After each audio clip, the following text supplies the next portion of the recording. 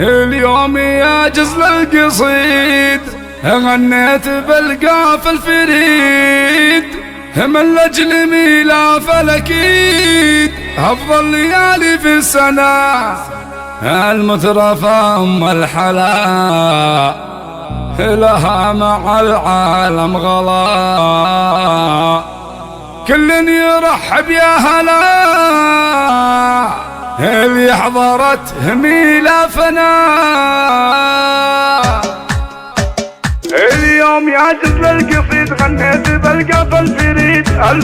اليوم يا جزل القصيد غنيت بالقاف الفريد من لجل ميلاف الأكيد أفضل ليالي في السنة المترفة أم الحلالها مع العالم غلا كل يرحب يا هلا اللي حضرت ميلافنا مبروك يا بنت الرجال ميلاف يا حسن القبال يا كثر عندك من جمال عسى حياتك في هنا وابوك شيخ المرجله اللي يجيب الأولى محمد رفيع المنزلة راعى الفضول الهايلة فيها الكرم ما له حدود عساه دايم في الوجود والعود في عين الحسود أقولها وعيدها أمك لها بين العرب ست ومواقف من ذهب هذه ام فهد بنت الحسب الله يطول عمرها تمشي على سطح القمر أم الفخر وأم السطر والساس حمران النظر انطير قوم المعجزات اليوم يا جزل القصيد غنيت بالقاف الفريد من لجل ميلاف الأكيد أفضل ليالي في السنة اليوم يا جزل القصيد غنيت بالقاف الفريد من لجل ميلاف الأكيد أفضل ليالي في السنة المترفة أم الحلالها مع العالم غلا كل يرحب يا هلا اللي حضرت ميلافنا مبروك يا بنت الرجال ميلاف يا حسن القبال يا كثر عندك من جمال عسى حياتك في هنا وابوك شيخ المرجله اللي يجيب الأولى محمد رفيع المنزلة راعى الفضول الهايلة فيها الكرم ما له حدود عساه دايم في الوجود والعود في عين الحسود أقولها وعيدها أمك لها بين العرب ست ومواقف من ذهب هذه ام فهد بنت الحسب الله يطول عمرها تمشي على سطح القمر أم الفخر وأم السطر والساس حمران النظر انطير قوم المعجزات اليوم يا جزل القصيد غنيت بالقاف الفريد من لجل ميلاف الأكيد أفضل ليالي في السنة اليوم يا جزل القصيد غنيت بالقاف الفريد من لجل ميلاف الأكيد أفضل ليالي في السنة اليوم يا جزل القصيد غنيت بالقاف الفريد من لجل ميلاف الأكيد أفضل ليالي في السنة من لجل ميلاف الأكيد أفضل ليالي في السنة